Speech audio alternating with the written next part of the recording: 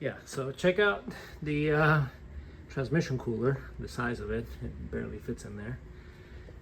And now look at the dinky diff cooler. I mean, amazing that it has a diff cooler at all.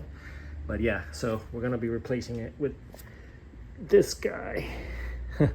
So yeah, I'm gonna have to do some finagling. Obviously the brackets are not, you know, they're not gonna just bolt up. So I'll have to figure that out.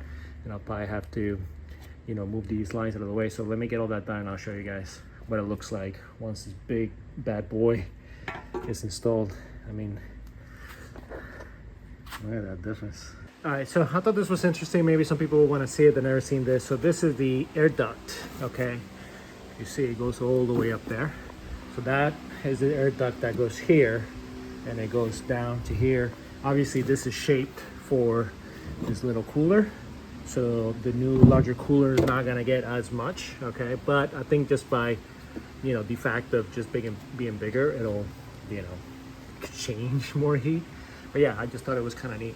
Another thing is this thing is full, and then these lines are also full. So whenever you do in a diff fluid change, you're not really emptying all of this, which, I mean, it kind of makes sense, but at the same time, it kind of sucks. So just FYI. So I think I'm gonna overfill it a little bit, and then I'm gonna run it on the lift here until I feel a little bit of heat on the new cooler. But anyways, yeah, I just wanted to show you guys that cooler. There is another duct here. You can kind of see it back there tucked, but this one is, I think, much larger. Yeah, it looks about the size of the actual cooler, so that makes a lot of sense. So, you know, again, that's what these things are for. All right, here it is, all installed. It's nice and tight.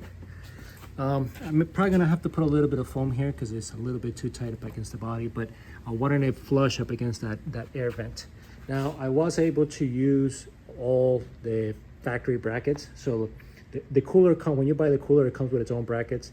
So as you can see, this one aluminum bracket, it did take a few attempts, okay? But you know, eventually I got it. You could trim this, but I think it is gonna fit fine. I did end up using a spacer on here, okay? And then this is another one of the brackets that came with one of the coolers, and that just kind of bolts right up. You can only use one bolt on each one though. But anyways, once the lines are in, this is not going anywhere. So yeah, now under, you're gonna have to loosen these, okay? So this clamp, this little clamp is like over here, okay? So obviously that has to come off. And then there's a clamp up here. Go ahead and undo that and open it as well, okay? That's so that you can get these lines moved. Be very careful with these hard lines.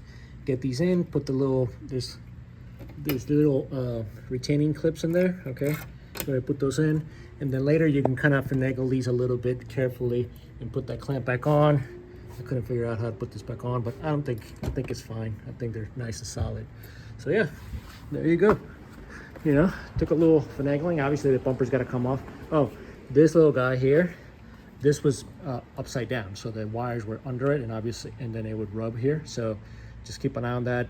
I took it off, cut the factory zip tie thingy off, and then, you know, put my own zip tie through it, and then now they're routed nice and out of the way.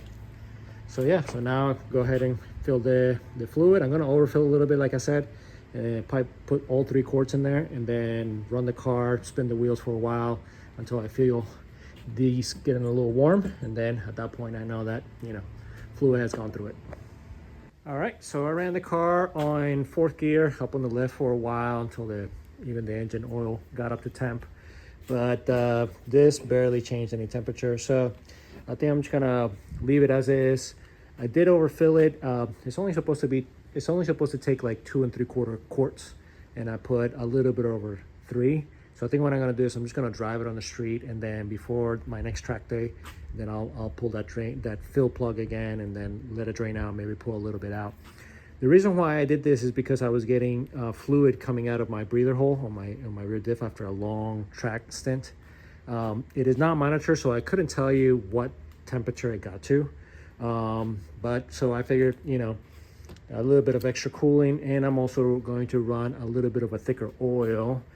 I went with the red line, the 75 140. I did put a little bit of a friction modifier, although this already had friction modifier, so I didn't need to. But anyways, so yeah, hopefully somebody finds this helpful. I couldn't find anything about this, how to do it. This is not an exact how-to. You guys know I'm not a how-to kind of guy, but you know, you get an idea. You can pause the video and see the brackets and stuff like that. All right, so anyways, yeah, just gotta put everything back together and we're all good, no leaks. All right, guys, I'll catch you in the next one.